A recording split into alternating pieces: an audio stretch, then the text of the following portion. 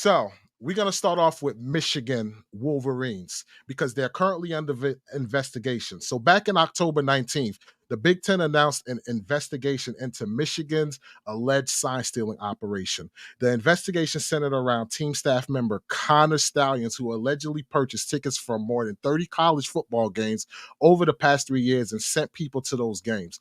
Those people allegedly filmed the coaching staff and sideline of one of the teams the entire game and apparent attempt to determine the team's play calling and signals. When you look at this guy, I mean, you would think he was part of the staff. Like, I wouldn't be surprised if players was like, yo, coach, what's the next play that we running? That's how well he blended in. Now, after the investigation, Stallion was initially temporarily suspended, but later resigned from his job. As far as the NCAA policy goes, scouting future opponents in person has been banned since 1994. Sorry. What happened with Michigan moving forward? Jim Harbaugh has been suspended the next 3 games. He's eligible to run practices, but he cannot be on the field on game day or anywhere near the teams when they take the field, but may be eligible to return to the sidelines if they make it to the college playoffs. They're currently ranked number 3 in the college football playoff standings or rankings. They just defeated number 10 Penn State 24-15 without their head coach, and they're slated to play Maryland and Ohio State, which is also an undefeated team, and they'll play those games without Jim Harbaugh.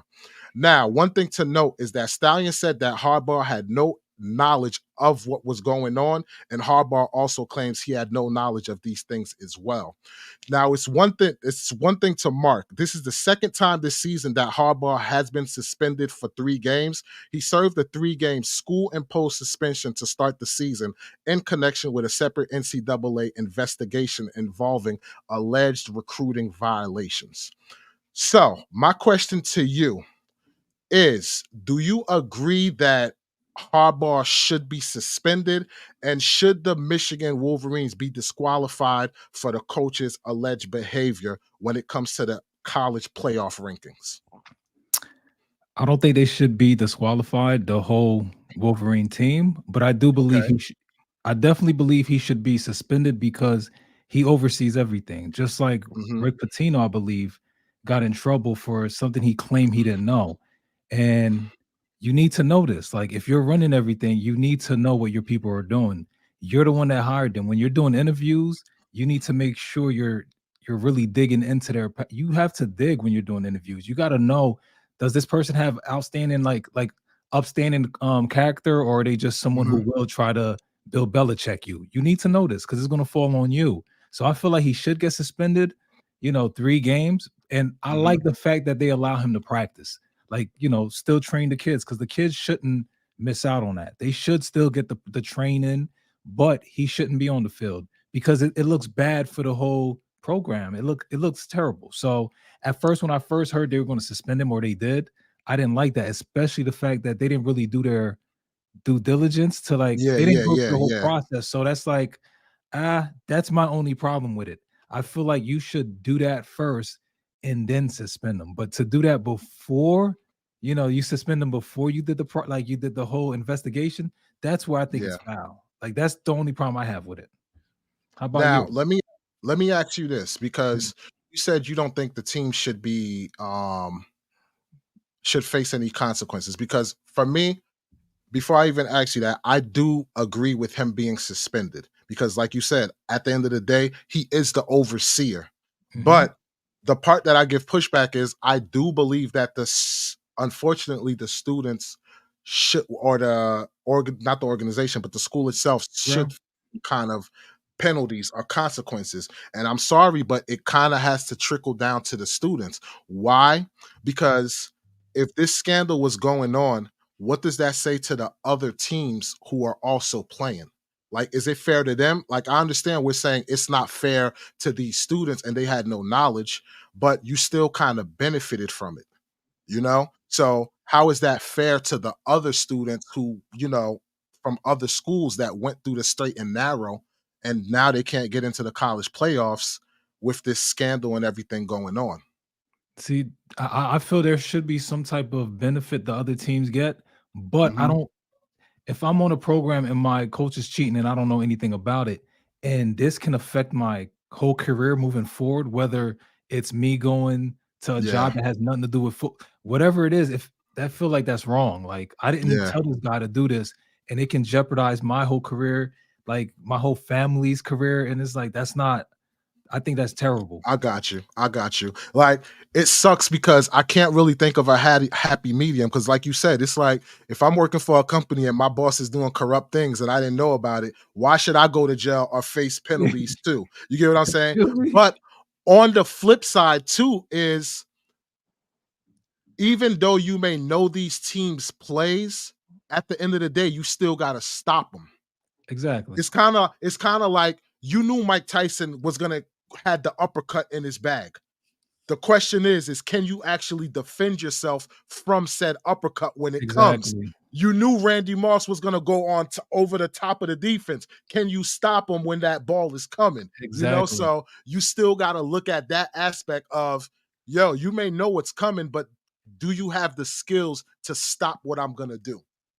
Yes. So it's like I mean, it's a mixed bag. And at the end of the day, these aren't professionals. You get what I'm saying? So that's where it's like, dag, man, this is kind of, so I Well, get where you're coming they're from. getting paid. They're getting paid now. So They are, but they're still not considered professionals. okay. Okay. Yeah, they're still not considered professionals because at the end of the day, man, if I was getting the bucks that the NFL was I'll just stay in college and you know Exactly. what I mean? Be in college for 6 years playing football. Yeah, I mean? Why not? Straight up. So yeah, for real. But yeah, it's like I hope they find a happy medium though, so that it's fair to everybody. Unfortunately, It looks because like they've been cheating for a while though, just because I was like running down their seasons. They were terrible, and all of a sudden they just was like almost undefeated every yeah, year. And it's yeah, like, yep, yep. so I believe they were cheating 100%. Yeah, I agree. They benefited off of it. They definitely benefited off of Yeah. it. But we're gonna see the real test when they play Ohio State because that team right there, Ohio State, is like they just destroyed Michigan State 38-3. Wow. So yeah, so they're no nonsense, man. They're a no nonsense team. So we'll see how that goes coming up to see if they're the real deal. And Mm, Desmond Howard was saying too, though, like the reason why their record did improve because Desmond Howard used to go to Michigan, like he's an alumni, and he was saying like, yo, Jim Harbaugh was hiring NFL coaches to put on the staff the last 3 years. So that's why you saw the vast improvement. So again, it goes back to saying, like, yo, could it be the cheating, so to speak, or could it be the coaching staff? But at the end of the day, you still have to stop the team, yeah. even if you know what's coming. So Yeah. Good we'll point. see we'll see how things unravel and kind of, go from there as far as judging the Michigan Wolverines and this whole scandal, man. Like, it's bonkers. I say this though, man. If they want to know if it's beneficial, just ask Bill Belichick. For real. He started a dynasty. Yeah, for real. So Yeah. maybe Belichick could cue us in on what's going on here. But from what they say, everybody's cheating. Yeah. Everybody in the Oh league yeah. cheats. Oh yeah. Oh yeah. Last question on this topic, and then we'll switch gears. Okay. Do you feel they should take that rule out? Because at the end of the day, when you have caught like like film, you still can literally watch the sidelines and see their play. Like, you get what I'm saying? You still have an over field view if you're watching the tapes and doing your scouting on the team that you're gonna play. So do See, you feel it's the same thing or it might be different? I think it's a little harder to see everything, like to really when you're Okay. focused in on just that person that's who's Hmm. calling the plays, I feel like you do Got have you. an advantage. Got you. Got you. Especially if you got a lot of people working on it. All right, you just film this person. I'll Mhm. film what's going on the field, and we just put two and two together and go from there. Exactly. So, all right, I got you. All right, so let's switch gears, man. Um, the next team we're going to talk about is the big game that we saw a huge upset, my boy. The Bengals versus the Texans. Mm. Like, what was up with that game? Like, Who I bet you had Bengals, right? yes, I yes. think And my everybody had Bengals yeah, almost. in my football pool, yo, I definitely picked the Bengals, and whoo, they put up 3 points only. 3 points. Wait, that's pretty sad though. Yeah, yeah. Now, here's my question, or do you have a question before we even start off or No, whatever? no, ask your question. All right. Do you think that was a telltale sign of the Texans are just that good? Or did we think the Bengals were better than they actually are? Oh, see that makes it difficult to answer because I do believe the Bengals are legit. I do believe that. Okay. But I Okay. do believe the Texans with D'Amico Ryans, I heard he spoke to CJ Stroud like you like, "Yo, you're my guy and we're gonna do our Mhm. thing." Okay. And they're doing their thing. So it's like he's playing like he's not a rookie because you don't Yeah. normally see that poise late game. They normally like Facts. turn it over or something. This guy, he did turn it over, but he still came through. So I feel like the Bengals are still legit, but I feel like Mhm. maybe they underestimated the Texans. Like they probably just thought they were just way Yeah. better than them. Cause Yeah. how? They say the Bengals are Yeah. better than the Chiefs. So it's like if you think they can beat the Chiefs, how did they just lose to the Texans? Like I really don't see that. I don't get it. Well, what you think about that? See, to be honest with you, I didn't think that highly of the Texans, and I honestly thought it was gonna be a blowout. And I heard, a lot about CJ being a good quarterback and everything like that. But I honestly was like, it's just the hype or whatever. He ain't that good. And we all know the Bengals, they usually start off slow. Mhm. The first 2 games they usually lose, but after that they pick it up and like they just start slaying teams left to right. So, I did not expect this type of output offensively from the Bengals because they're, let's face it, they're an explosive offense. They got the receiving core. One could say they're comparable to Miami, Ooh, give or take. One could say the receiving core receiving core. is Yes. Okay. the receiving core is comparable to Miami. So, with that being said, I would have never thought the Texans would have been able to do the number that they did on the Bengals like that, man. But this goes to show you any given Sunday. And after witnessing that, I said, yo, I can't look at CJ as just a person like living off the hype. Mm. This dude is the real deal. And when I looked at his numbers and everything like that, I was like, yo, this dude really is the real deal. I didn't think so. I was really not paying attention as I should. And once I started keying in after that game and going back and looking, I was like, yo, he's the real deal. I could see how this could have happened. My boy hit me up last week. He's a Jets fan, and he hit me up Mhm. like, what's up with CJ Stroud?" And I'm like, "Who are you talking about?" I'm like, "CJ Stroud." And Yeah. then when he said Texans, I'm thinking like I was thinking Chicago. So I was thinking the wrong Yep. team. I'm like, "Wait, he starts?" And then I was like, "Let me go do my research." And I did my research, Yep. and I'm like, "Yo, who is this dude?" Yeah, And yo. so I was sleeping on him. I was Texans. Texans to me is a corny team. Like Yep. normally they a team I don't want to watch, but wow. You're talking this guy threw 15 TDs and only 2 interceptions. I know that's Aaron That's Rodgers. phenomenal. Yeah, and he's almost at 3,000 passing yards. That's phenomenal, man.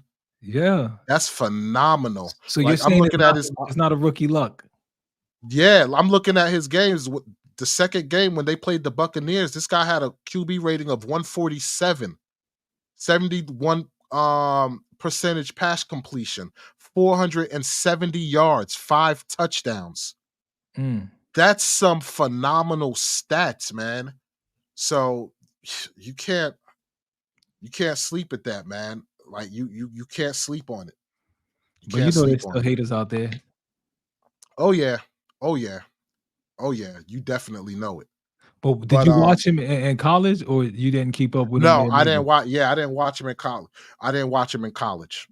So this is like all new to me, man. This is like straight up new to me, and I'm gonna give him his make due for what he's doing as of right now, man.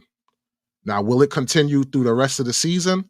That I don't know. But as of right now, I gotta say, yo, I'm gonna give this guy his props. He's doing But his thing. is it the new league that is just pass friendly? Like, is could that be making him look this good or nah? Not at all. I mean, it could, but at the end of the day, you're playing under the rules that are there. True, and everybody's playing Because under them rules. exactly, everybody's playing under them rules, and not everybody's putting up these numbers that he's doing. That's true. So it is what it is. I ain't gonna lie to you. I wish that was my no offense, Russell Wilson, but I wish that was my quarterback, man. Like, Please, I wish that was Giants QB. Like, like yo, we on the same boat, man. Like, I would have loved for this dude to be, you know, my QB for my Giants. Maybe we would be in a better position you than know, we are. And it's crazy too because what's his name? I can't remember what his name is. He used to be a GM, but when it come back to me, I'll say it. But he was saying for this NFL draft that CJ Stroud would have been a better pick for number one overall pick mm, as opposed to Young. as opposed to Young. Oh, Bryce Young. Yes. Yeah, that's what he basically said. And yo, it's looking like that's what it is. It's looking like that's what, But he should be. he has a better line though. He had from what I hear, he has a better line than Young, and he also has No, a he better squad. no, he does have a better line, yes, but still, man, like the numbers is the numbers. Like we say, the numbers don't lie. You feel me? The numbers don't lie. Then can I give a breaking news that your boy Josh Allen already has an Mhm. interception also? That's cool. That's cool because hey, we all know just yesterday that your boy threw an interception to one of the worst teams in the league. Well, So the it team is they're what it playing is is. my team, and my team is one of the worst teams, and we're up Oh, 9-0. So hold and on. and One that's second. because One of second. Josh. 1 second. And for y'all, I don't even want my Broncos to win any games because I wanted us to get a quarterback in the draft, but we're out here winning games we shouldn't even be winning. Facts. It's That's a annoying fact. me. Yeah, that's a fact, man. But I guess my question to you is as far as CJ Stroud go, do you see that he has a potential to as a rookie to be a MVP if he keep going down this path? I Because the last MVP that was a rookie was Jim Brown, and we know that was in the 1950s or whatever. So you talking that hasn't been done over 60 years, brother. Over 60 years. So see, I think, and I may just be speaking out of in turn, the but I hype. think it's hate. No, I think hate is Oh, going to keep him. They're not going to oh, want okay. him to get it because he's a rookie, and they're like, nah, we're not going to do that. They're going to ask questions like, is he better than this quarterback? Is he better than that quarterback? All you need to wonder or ask yourself is he doing better than everyone in the league right now? I think he's up there. Like he just took Burrow out. Like Burrow's no joke. So let me ask you this. If he finish about 10-7 or 11-6 or something like that, give or take, and the team go to the playoffs and he wind up being in the wild card, do you think that's enough No, to give it to him? Nah, you no, don't think so? no. I So he think would have to be one of the top two teams? not I don't think that far. I think he should I would need him to win Yeah. at least 12, 13 games. And I would need if he wins but it's a regular season award, right? Yeah, So because yeah. if he gets that 12, 13 wins, then that's literally putting him at the 1 and 2, like, at the 1 or 2 spot. Or if that's where he would then yes, then I would say he'd have to Okay, be up there. Because if he just okay. win 10, 11 games, I feel like that's not enough for a rookie. They're not gonna give it to a rookie. Like, I don't think they'll do that. Off of Even if hate. he have even if he okay, I see what you're saying, off of hate. But I got what you're no, wait, saying. what you was gonna ask? Were you gonna ask something about I was yards? gonna yeah, I was gonna ask, what if he threw, like, 4,000 yards, 35 TDs, and maybe 4 interceptions? That's different. Then it would Okay, be clear that they're hating on him. got you, got you, got you. Because I see the potential. If he stays the direction that he's going, then I could agree with it. I could agree with it. Facts. All right, let's switch gears. We're still sticking with the NFL. Do we think that the 49ers is back to where we thought they would be, which means that one of the best teams in the league? As for me, Do I we would need to see a little more though. And I need to see one more game. And the now only reason keep uh-huh. in mind, they just played the Jaguars, which the Jaguars was like the hottest thing, like the hottest team, like one of the hottest teams along with the Ravens, which we'll get on the Ravens in a second. I was sleeping on the Jags though. To be honest with you, I Okay. know Trevor Lawrence is I know he's nice. I know he's a Yeah. prototypical quarterback and all that, but I was sleeping on them where I'm like the Jags and people just they were like a what 3, 4, 5 game winning streak or something. Yeah. I was still sleeping Something on like them. that. I was still because they're the Jags, where I'm like, oh, y'all haven't been good for a minute. So I was sleeping on them, and the 49ers beating them. I need to see y'all beat somebody else. Once I see them beat somebody else who's like good, then Mhm. I'll probably give them their respect because I don't know. I don't know. I'm doubting them a Alright. little bit. See, here's where I stand with it.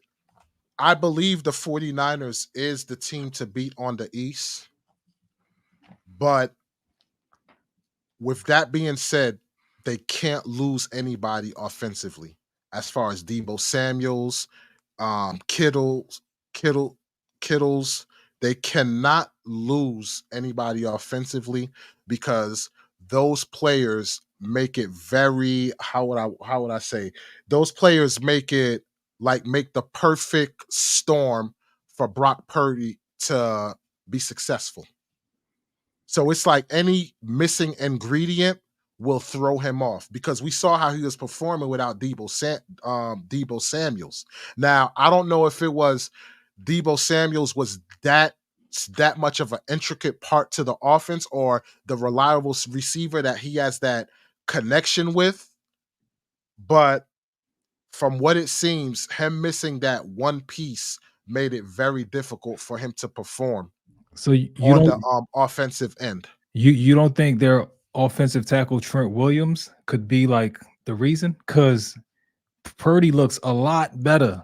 Like, well, he had Mhm. 3 touchdowns, no picks or something like that, Yeah, and yeah. he was looking terrible the weeks prior when Trent wasn't there. Now Trent is here, and he's back to form as if he didn't miss a step. So, See, the only reason why I say this is because I can remember the year that Giants had Plexico Burris, and when okay. Burris did the blunder and shot himself the following year, Eli wasn't the same because although we had the other receivers, the Monty Tumors and all of this stuff, we had those other receivers, but his Mr. Reliable that he was in sync with was Plexico Burrs. So I believe that Debo Samuels was that player that he was in tuned with. That if things ain't looking right, he know he could go to Debo to bail him out. See, it looked like Debo he was will doing get that with open. McCaffrey though. You Like, think so? it looked like McCaffrey was his bailout man. That's what it was looking. Debo is the heart. That's what it seemed like. Debo Yeah. is the grit. He's all of that. But it seemed like McCaffrey was my dump down man. Like, let me just dump it to you. And Put it like this. The year the Cowboys was in their dynasty, we all know that Troy Aikman, Michael Irvin was the heart and soul of the team. Do you think yes, that they would be a good team if Michael Irvin went down, even though they still had talent? no, They needed they him needed as all the three of the triplets though. and they needed him as a leader too. But So that's what I think. But Irvin Go ahead. says he said Emmitt Smith is once he got there, he's like, yo, Emmitt Smith is the reason we was really doing what we was doing. So he was kind of deferring, maybe he's being humble, but Probably. he was deferring that to Emmitt Smith, who really was Got you. just beasting out there. I got you. Yeah, they all played key roles. They But I don't needed all know. three, Like, but when did we start seeing the 49ers going downhill though? Soon as Debo went out. but they both went out. Like they both was gone. Trent Williams out. They just started. He started looking like a regular Yeah, guy. that's true. That's true. That's true. All But right, they so both came back so together. yeah, So yeah, I know. All right, so on the surface, who do you think is more of a key player for the success? Because me personally, I don't know. I think Debo Samuels. I could be wrong, but I would like. What's your take on who do you think is more important? see, I want to say Debo, but I Hmm. just feel like if he doesn't have Trent Williams protecting him, he's not going to have as much time to think and get the ball out. Because Kittles, don't forget, Kittles was balling at one point. Where when I think it was against Cowboys where Kittles was Hmm. balling. So it's not just Debo. I don't just use Debo. I also use other players, but that's Trent really holding him down. So if I don't trust my blinds, like if I don't trust, that I'm being blocked correctly, I can't think. I'm a rookie. I'm like, That's true. well, he's not really a rookie, but he hasn't played I get since. what you're saying. Yeah, he's not a veteran like that. Yeah, Yeah, I get what you're saying. All right. Yeah, I guess I could see that because if you don't got time to throw, what the heck does it matter? you see what y'all Yeah, did to Tom Brady in that Super Bowl. Tom yeah, Brady couldn't yeah, think. It was yeah, just like throw the ball, throw yeah. the ball. Nah, I get you. I get you. All right, But I could they give need you that. both of I them, could to give be you that. honest. Yeah, They I could get. need both of them. But I still could give you that in a sense because you're right. I forgot about McCaffrey. I completely did forget about McCaffrey. So if McCaffrey is in the lineup and you got the protection, that still will give you time for guys to get open. Yeah. So I could give you that. I concede. I give you that. I give you that. All right. All right. With that being said, man, we're gonna switch gears and talk about the Ravens. Mm, What happened with the Ravens, dog? I mean, Now, I just want to say this. We've been sleeping on the Browns because I got some notes here. Like read them. we don't realize how dangerous the Browns is cuz the Browns in their games they allowed only 1800 roughly 1900 stats so far in this season. And in Yards? two of the yes, yards. Okay. And in two of them games they held Tennessee and Arizona under 100 yards. And that's not done a lot where in your first 9 games you hold two teams under 900 yards. They limited opponents to 27 and 27 of 104 on third down conversions, which is the fewest in the league. They forced negative 286 opponent yards and 67 negative plays, which is both second, which is second in the league. 96 they only allowed 96 first downs, which is first in the league, and they're tied with the 49ers with only allowing 96 points and only allowed 18 opponent drives in the red zone. And not to mention, without Nick Chubbs, they're allowing on they're gaining, well, they're getting per game 144.1 yards. That's without Nick Chubbs. I know. So their defense, we already say 49ers defense is elite. Their defense is literally comparable to the 49ers defense. And I think like I know the rumor mill was their defense is phenomenal, but I didn't realize it till actually going through the numbers like, yo, this is an elite defense. And I know we like to talk about what's his name? Um the freaking what's this guy's name? What's this guy's name? The quarterback. Deshaun Watson? Yes, I know we like to talk about Deshaun Watson's numbers, but realistically, he's been putting up some decent numbers this year. See, I Like, didn't realize he was. yeah, I like when I was looking at Deshaun. Let me see, Deshaun. When I was looking at his numbers, I had them pulled up or whatever, but I guess for some reason it was closed. Because we were saying like, yo, Deshaun Watson, he needs to do better, this, that, and Yep. the third. But realistically, this season, okay, his numbers aren't as great as they should be. But so far this season, he only threw 7 touchdowns and um Exceptions. 4 interceptions. But with that being said, he also had 1, 2, 3, 4 games throwing over 200 yards. I mean, now in the NFL, every quarterback should throw over 200 yards, to be honest. Like, you They should be throwing should, yeah, 300, 400. We don't run but as not much. that is true, but I don't know. Do every quarterback get about over 200 yards? I know my Every Giants don't get quarterback over is 200 good. yards. No, but not every quarterback is good. That's Like, my true. That's quarterback don't true. throw over 200, but You know what it was? My bad. I had my sources wrong. I was looking at CJ Stroud numbers, not Deshaun Watson. So my bad, ladies and gentlemen. I got that wrong. It was CJ Stroud numbers that I was looking at and thinking it was Deshaun Watson. dang, you thought But Deshaun was great. yeah, yeah, because I was like, yo, these numbers are not that bad, but no, yeah, he is playing mediocre. But But he's even been injured too. that Keep in is mind. true. But even with his mediocre play, look what they're accomplishing. Yeah, but they got blown out by the Ravens, though. I'm not talking about yesterday. I'm talking about the first time they played. They got spanked. So I know they beat the 49ers, so we was like gassed on that, but the Mhm. Ravens gave them the work. And the Chiefs beat them too. But the Chiefs, that was a good game. No. Oh yeah, yeah. The Ravens, yeah, they did blow them out 28-3, but they redeemed themselves for them to play the Ravens and now come back and actually beat them.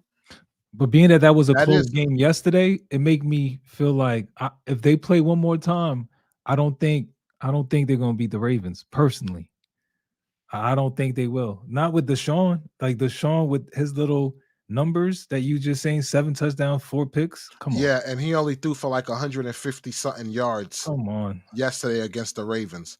I mean, against the Ravens. And But Lamar I threw don't know, picks, right? man. Lamar threw a pick He definitely threw yesterday. one. He threw one One? pick. I Okay. mean, yo, they beat the 49ers. Mhm. They beat the Titans, and Titans. Remember, they got my man for running back, and they held them under Oh, a you're talking hundred about Henry. yards. I'm not Yeah, they sold on got the Titans, Henry. though. You're not sold on Henry? Not on the Titans. Henry, I wish Oh, he the was on my Titans. Yeah, team too. yeah, definitely, definitely. But yo, like we can't deny their defense is elite. Oh, of course. Yeah, we can't deny that. So just as long as the offense don't turn the ball over, that puts them at a fighting chance when it comes to these games. That's true. That's what it comes down to. But just don't be like Dak, man. Don't what Deshaun, don't be like Dak, all right? So Because Dak threw 4 touchdowns. He had a rushing touchdown too. I mean, so look, And your boy Allen threw a touchdown. you could be like Josh Allen, but don't be like Dak. You be Allen like threw a Dak, you'll touchdown. He win. threw a touchdown. He Yeah, threw a touchdown. we always gonna be going back and forth about this Josh Allen and Nah, we and not Dak after they play. Prescott Don't they joint. play this year? So Yeah, they play. Yeah, it's coming up. Oh, we're gonna have a good show on when that game Allen's gonna lose the come game down. for them. Watch. You think so? I think it's gonna Nah. be. I think it's in Buffalo though. So Yeah. Nah, man. I think Dak is gonna show up the way we know he does. nah, Dak actually The played. He played accident good. waiting. He played good against teams that aren't that good. But the Bills are good. No, they're not. All right. It's 9 to We 8 go. against my team, and my team is trash. So that just proves to you they're not. But didn't your team just beat the Chiefs? The Chiefs, they're in our division. When they're in your division, you can play them better. Like even though we haven't beat the Chiefs in like 15 games prior to That that. matters. That matters. I mean, it does, but we I also have mean, Sean so Payton now, so you figure he better have won a game for us. We lost like what 80 to like 0 to the Miami Dolphins. He better have won one game. So yo, man, we're cursed right now because our teams suck that we root for. The only team I got hope for, who I know they're not gonna win a championship, but at least make the playoffs, is the Knicks, man. Knicks. Yeah, that's literally it. Like, oh my gosh. But all right, so let's switch gears to the NBA. Yes, yes, yes. So, who we talking about first? Clippers. Philadelphia or the Let's talk about Clippers? the Okay, Clippers. I bet. So, as of right now, since the Clippers have gotten James Harden, they have not been on a winning streak. And Ty Lue has been Mitch Maxing the lineup just to see what lineup worked. And the last lineup that he tried was having all four: James Harden, Russell Westbrook, Kawhi Leonard, and Paul George in the starting lineup, with Paul George being at power forward. Me personally, I think that's a lineup that's a disaster. But again, he's trying different things to see what works. And here's my question to you. Mhm. Do you think James Harden being on this team is going to be beneficial? And the second part to that question is, what lineup do you think would maximize their productivity and also and bring them wins? I'll say this. I don't think that lineup is terrible, like you just said. Wait, what was the the first question was, are they gonna turn it What around? Yeah, the first question is, do you think it was a bad idea for James? bringing James Harden on? And yes, and the second question is, what lineup do you think would help them overcome these hurdles of losing these All right. games With James or Harden, I yeah, think that was actually a good look because okay, Paul George and Kawhi, they need someone that can help them get easier shots. And Harden, he was doing his thing with Embiid. He was giving Embiid easier shots. Like when he was doing his thing. He even led the league 2 years ago in assists. So he's pretty efficient at orchestrating where people go. The thing mhm, is, I think he should come off the bench, believe it or not. I think they should, and I know some people think Russell should come off the bench. I think they should start him off the bench because Russell is terrible off the bench. When he comes off the bench, he gets all mad and just acts up. I know the Lakers, yeah, he did his thing yeah, last year, whatever, off the bench. But I think Russell should start the first 3 to 5 minutes, and then you put James Harden in. Once you put James Harden in, he can just do magic. The way this guy pass, the way he shoot, mhm, he he mhm, he will make that team a lot better. And they got big guy. Like they could have Paul George at the 4 because they have yeah, Plumlee, who's pretty, he's a good rim protector. And they got what, Zubac? yeah, Zubac, I don't think the Lakers should have let him go. So I feel like I think they line up as all right. And Ty Lue, he's the man. Like to me, he's a really good coach. So him trying to figure out the lineup, I think he's doing what he's supposed to be doing. They're just not in sync yet. They're not the Brooklyn Nets when they first got together. They was nice. Like even though they only played like 15, 16 games together, they was nice. Like all of them. yeah. Kevin Durant was nice, but Kawhi and them, I don't know. Paul George See, haven't been playing nice. He's been playing terrible lately. Like yeah, terrible. I could agree. He's not gonna stay playing terrible. See, this is the way I see it. Um, James Harden definitely should come off the bench because the Clippers were running pretty much like I would say a well-oiled machine, the way they were constructed. And let's face it, James Harden played with PJ Tucker before. He can have PJ Tucker, on the second unit as a go-to guy that he worked with. And for him to have Norman Powell and Terrence Mann also there alongside of him, I believe that that will work because James Harden's a person who likes the ball in his hands. So he literally said when he came there and they interviewed him, he said, "I'm the system." So if you're the system, you are a system.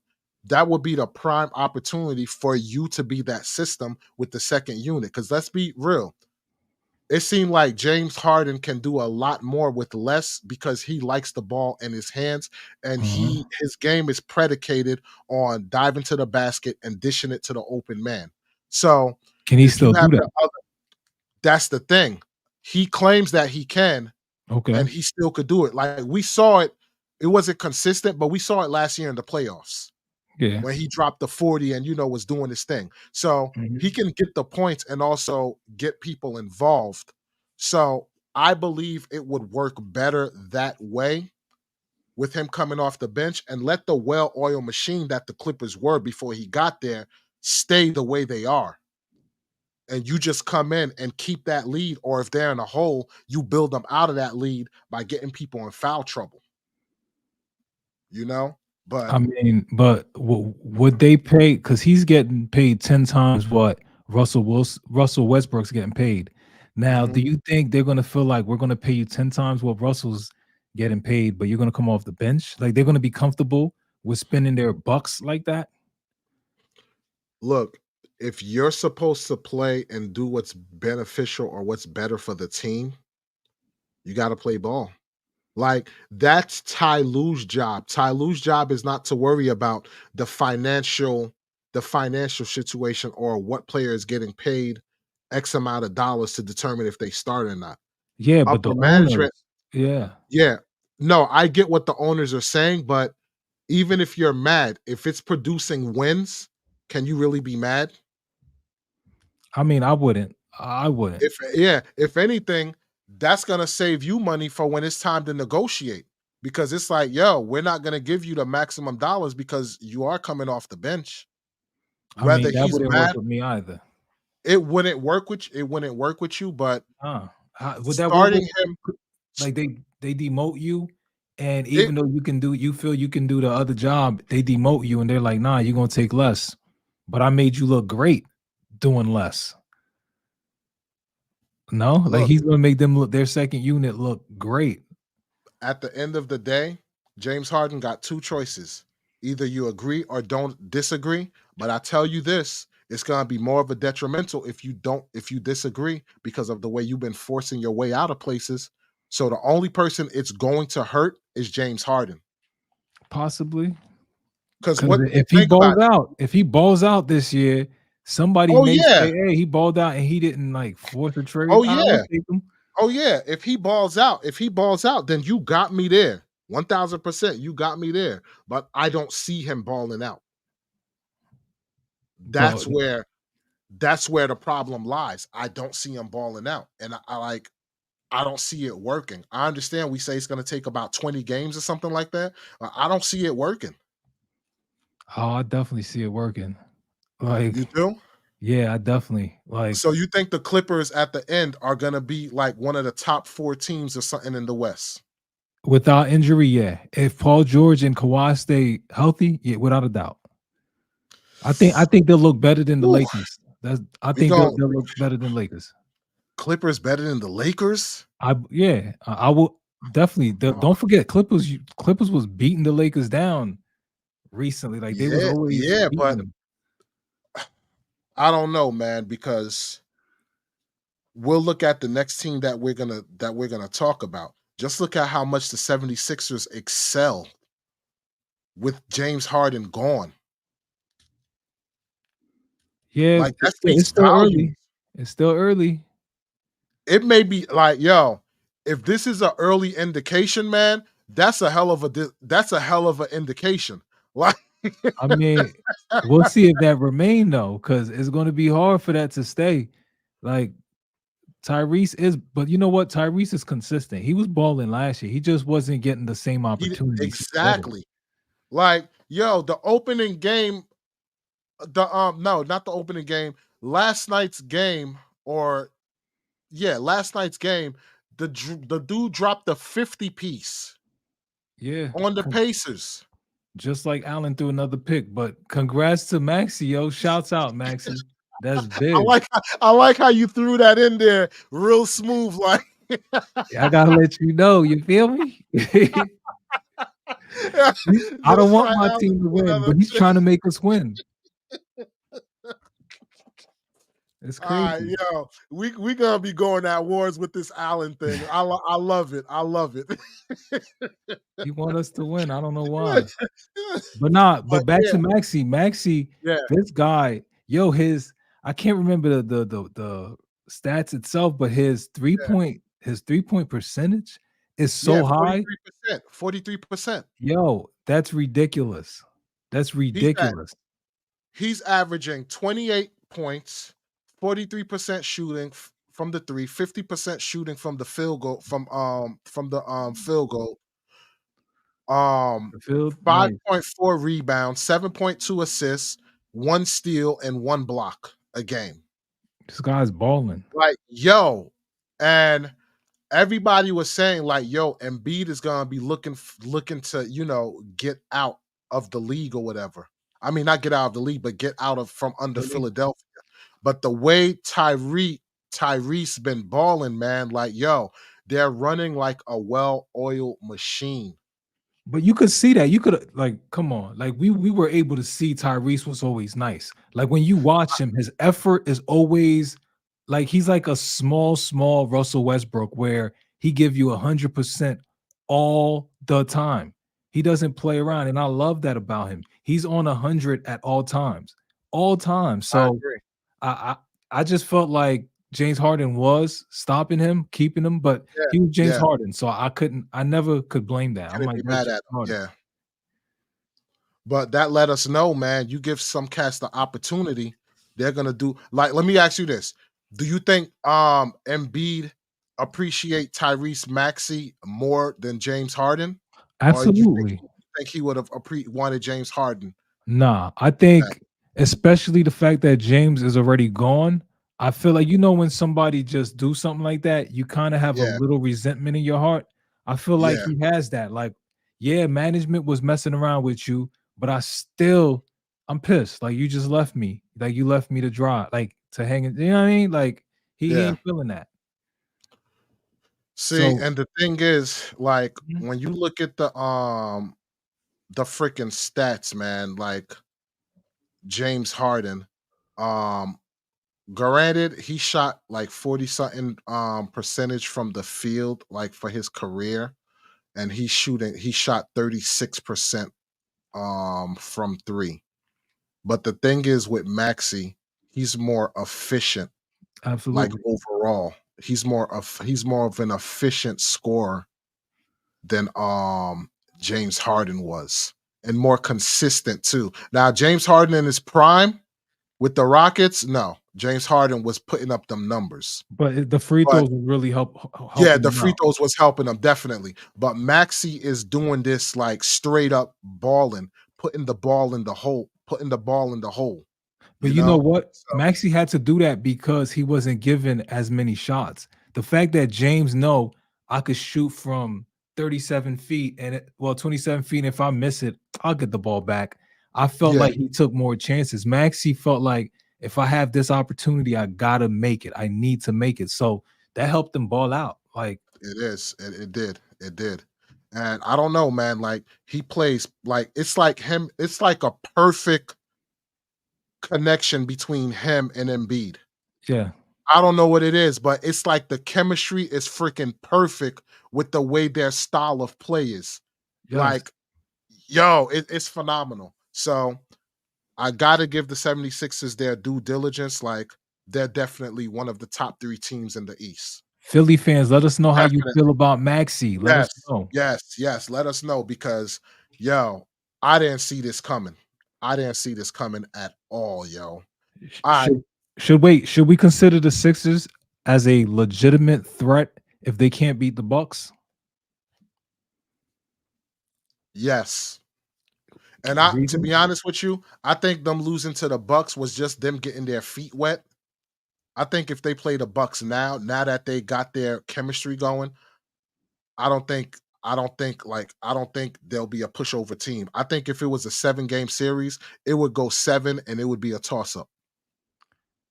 See, here's the thing though. I don't really see Maxi doing like outshining Dame Lillard, even though he's not looking like Dame Lillard every night. I can't see Maxi going head to head with him and beating him, and I can't see Embiid really neutralizing Giannis. I can't see that. I feel See, like I that's can a matchup that is in the Bucks' favor, believe it or not. See, I gotta disagree You because Damon Lillard is not a stout defender. I think Maxey would score at will against him. Yes, but Just what do like, you think Lillard will do to him? Nobody stops Lillard. yeah, but Lillard isn't. I know this is a small sample size for Maxey, so we'll have to see. But Mhm, right now, with these 10 games, 10, 15 games, whatever the numbers are that been played, mhm. Maxey has been more efficient than Damon Lillard. With who he That played. we know. With Yes, that we know. no, He's but been like more efficient. yes, with who he played, but when it was a head-to-head matchup, whatever the reason you believe, they did not he wasn't more efficient. He took that L. Well, he took So the L, but he still put up 31 points. and with the Uh, L, right? How yeah, much but he so he outscored Lillard too? let me see. Lillard, let me look at the when they played when Lillard played, that was the first game of the season, right? Correct. Number 1, they beat him by 1 point, Okay. and No. the stats was Damon Lillard scored 39. 39 points, 4 assists, and 8 rebounds. So yeah, they were going back and forth. They were definitely going back and forth. And But keep in mind, Lillard was his plus and negative was he's plus 12. Maxi was 0. okay, okay. Yeah, That's gonna be a problem. but put it like but still, with that being said, they only lost by 1 point. I hear what They you only lost by 1, man. So that's why I'm saying, like, in a 7-game series, I strongly believe it's gonna go 7 games. I hear you. I'm just saying, you're saying it's gonna go 7, but they did lose though. So since they lost, well, what you think? You think Philly's just gonna walk over them? Is that what Who, you think? against the Bucks? No, Yeah. I don't think they're gonna walk over the Bucks. What I'm saying is, I believe it would go 7 games. And who would win the series? It's a toss-up. It's really a toss-up to me because I don't see the Bucks as a well-oiled machine. Like, I know we was gonna segue into this, so I guess there's a perfect time to segue into it. I believe that the Bucks ran more smooth with Drew Holiday as opposed to Dame Lillard. Why? Because Drew Holiday also brought that defensive toughness, which made the Bucks a better defensive team. Now, don't get me wrong. In the clutch, Dame Lillard can hit those clutch shots. But with the defense that Drew Holiday present, they would keep you in games much better, and possibly you would keep the lead and hold on to the lead with the defense that Drew Holiday um presents. But that's not the That's reason they just my lost to opinion. Miami though. They lost to Miami because even if it was Dame Lillard sticking how they call him, oh Jimmy boy, Butler was Jimmy just Butler. Jimmy Butler was just out of this world What I'm last trying year, to man. tell you is no matter who was sticking him, he would have done his thing. So he Oh would have yeah, needed someone who could have outscored him. And how they call him, Drew Holiday wouldn't be able to outscore him. Dame Lillard could neutralize him from shooting from far, from running around making Jimmy Butler chase him and getting tired. Drew Holiday can't yeah, do that. He yeah, can't but do that. we also got to look at Giannis wasn't 100% either. But what that mean? If Giannis was 100%, do you believe it would have been a different outcome? I know you heard that saying, "If ifs was a fifth, we'd all be I doing it." know, I know, but I I don't mean, see. I put it like this: even though Damon Lillard would have been there to have him running around, but the defense would have suffered. If Drew Holiday couldn't D him up, what do you think will happen to Dame Lillard? yeah, but that won't matter. That's what I'm trying to tell you is Drew Holiday can't score like that. So Drew But Holiday wasn't even worth being on the floor. But since that's Dame it. Lillard can't stick him, Dame Lillard can score those. So what I need to do as Dame Lillard is outscore you. But Drew Holiday can't do that. So he had to try to shut him down, which he also couldn't do. So it's like he's in a lose-lose situation. Dame could All at right, least say, well, you know what? I could take 8 shots, 8 3-pointers, and make 5 of them. He could think like that, but Drew can't think like that. all right. So what you're saying is you believe that the Bucks is running more efficient and a better is running like a well-oiled machine now better than last But you're year's Bucks. saying now they played what, like 12 games? Right now, Yeah. they just came together. Drew Holiday been there for a few years. So of course, Drew's gonna seem like he was a better fit because he's been there longer. All right. We gotta give Dame some time to get his feet wet. And then it's like, okay, I can see it now. All So right. you already gave up on him? We're gonna revisit this when it comes to Absolutely. during the All-Star weekend because I don't see them as a I don't I see them suffering on the defensive end like big time. I mean, Like, we're gonna see.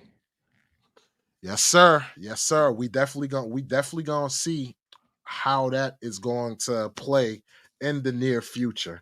Look, it's about to be that time, that hour mark where the show ends. So we're gonna finish this off with the last topic, which was UFC 295 took place this past weekend on Saturday, where we had Alex Pereira take on Yuri. I always mess his name up. For Hoska, Prohaska. Yeah, there you go. Alexei Pereira versus Yuri Alex, Prohaska.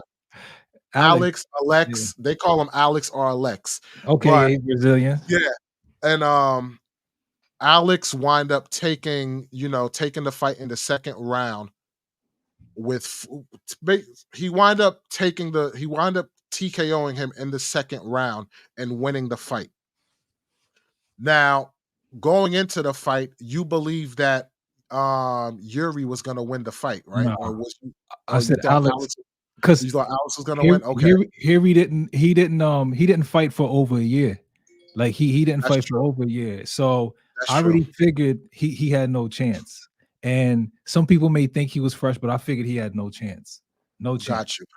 I mean, it's the fight started off, pretty good toe to toe, whatever. But look, he just caught him with a two piece that dropped him, and one can argue that the referee probably stopped the fight too Too soon early? because when he dropped him, and he went for like he when he dropped him, Yuri went to like take him down, but you could tell he was stunned a little bit. So when he went to take him down, he was hitting him with a couple of elbows, like quick shot elbows. And once he hit him with the quick shot elbows, he then tackled Yuri to the ground and went for the ground and pound. But you could tell Yuri was trying to fight to gain control, and soon as the referee stopped the fight, Yuri kind of like did a back roll and was sitting on his knees, like, and he didn't look out of it. He was just like, dag, like, why did you call the fight, so early or whatever? So he wasn't stunned or dazed or anything like that. But I guess it's to protect the fighters, from them doing damage to themselves, so to speak. But yeah, man, Alex definitely won that fight, man. Like that two piece he caught him with was whew. But See, it was a good fight. It was a see, good fight. I don't feel it was an early call because here he said he was knocked out. He said he was out. Yeah, because even though you're out, sometimes your body will still be doing its work. And Yeah. it's like, we gotta stop it. So it's like you'll see when he was on his knees, there's a point it looked like he was about to drop. And then that's when Alex was gonna go to work on him. And it was like, yo, do not get this guy killed. Let's stop it. So I'm sorry, I feel they should have stopped that. That you're not gonna Nah, die but on your yo, shit here. you It's you gonna know be how on many me as the referee. It's gonna be on me but letting you get your brain. No. You Yeah, can't but do at that. least let them go stiff-legged before you do it, because how many times we saw fighters be, like, on Dream Street and they come back and turn the fight. Case in point, look when Keith Jardine fought Houston Alexander. Keith Jardine knocked this guy out, pretty not knocked him out, but knocked him to the ground where Houston Alexander was dazed. Then all of a sudden, like once he like recouped himself, like during the blows, he pretty much knocked Keith Jardine out. Where Keith Jardine was trying to get up, kept hitting him, knocked him down. Keith Jardine got up like 3 or 4 times and got knocked down to the ground. And Houston Alexander literally turned the fight around when he was dazed. So that's what I'm saying. You could be on Dream Street, but you could get time to recoup. Now, if you see them stiff leg, because and you like when the person's knocked out and they're stiff legged, you could tell, or their hands just go like you see, like you'll see them trying to block, but once you see their hands go flat and their head is, you're like, nah, dude, you're knocked out. But if they on autopilot, sometimes they try and like recoup themselves. As a matter of fact, one of the prelims that actually happened. I forgot what the dude's name was, but the dude was literally on Dream Street and came back and freaking won the fight. And you was looking like, dang, yo, this dude was pretty much like not like looked like he Prohaska, was gonna lose. but Prohaska been out of the That is UFC true. for too That long. is true. I That is true. That's That is why true. I wouldn't allow him to just get killed like that. Like, That's true. That's true. That is true. and You Alex is a do, warrior too. yeah. On top of that, Tom Aspinall did beat Sergey Pavlovich S in the first round. He knocked him out. And the beautiful thing about this UFC pay-per-view was all the matches ended in a KO within the first round or the second round. And I don't recall a UFC pay-per-view that all the matches ended in a TKO. So it was a phenomenal pay-per-view. If you missed it, I suggest, trying to catch the replay and checking it out, because it definitely was a good pay-per-view. So See, I didn't call him with that fight you talking about. I initially picked Aspinall, but then I went with Sergey. But I knew it was yeah, gonna be first round because yeah, yeah, you did. Yeah, you did say that. Yep. it only lasts one round with them because that's how Yep. they fight. And it was crazy. I'm watching it, Yeah. knowing it's gonna end in first round, Yeah. but shocked that it ended in first round. Yeah. Like, what are you And that doing? that two piece he caught him with was nice too, yo. It's crazy how the two main cards ended with like a two piece that wind up changing the match around. I You know? think see, here's the thing. They want him to fight John Jones. I feel like I don't know if John Jones Yeah, want that. He's yeah. not he's not heavy enough to really fight those big boys. Those big boys have skills.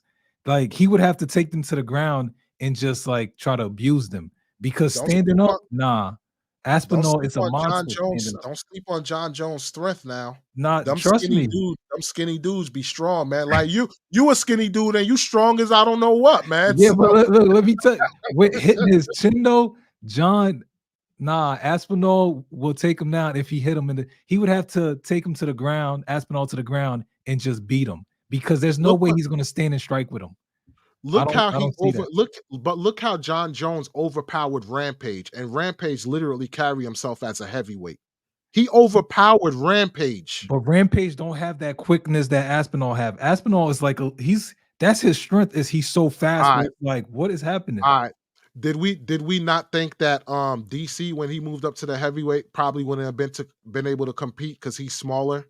But DC was giving people that work in the heavyweight division. He was a champion in the Yeah, but heavyweight DC division. was the man at wrestling, like where he was the John man there. Jones Like, can wrestle too. yeah, he can, John but I'm just saying, I didn't think he was gonna have problems with the heavyweight. He's a big boy. DC's a big boy. Like he's stout. Like he's a big boy. John Jones, look at his legs. Like no disrespect to him. Yo, you know I love John Jones, I but know, but what I'm saying is you're underestimating John Jones' defense when it comes to wrestling. The thing that make yeah, John Jones so wrestling. deadly, Yes. like the thing that make John Jones so deadly is that he can literally counter anything that you do. You want to take it to the ground, he can counter you and probably overwork you on the ground. You want to stand up, he'll outwork you standing. You want to take it to a brute force of overpowering, he'll overpower you. That's why he surprised me with what he did to Oh, see. Rampage. Oh, but This this man literally choked out Machida standing up.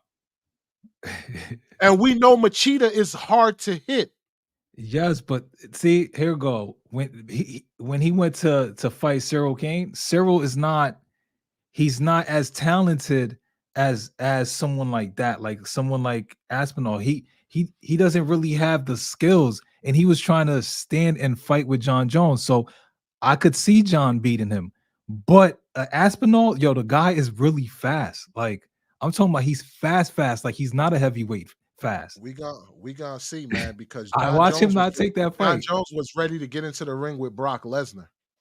Yeah, You because feel me? Brock is So big. Yeah, Brock is fast too. I ain't Brock gonna is sleep on fat. Brock. What? Yeah. Yo, his speed is phenomenal for No, no, his size, yo. he is, but not Yo, boxing that's a speed. He's what? fast. He's fast with like tackling you and getting you to the ground. He's Ye fast. Yeah, yeah. yeah. That means a lot because Nah, great. when it comes to the fight game, wrestlers is the most annoying people to fight because you scared to throw a punch because if you swing and miss, they're gonna swoop in and freaking tackle you. Like, those were the Absolutely. worst people I hated to fight growing up was wrestlers. So, but But John we're Jones gonna is a have to wrestler see. though, so he's not gonna be scared of another wrestler.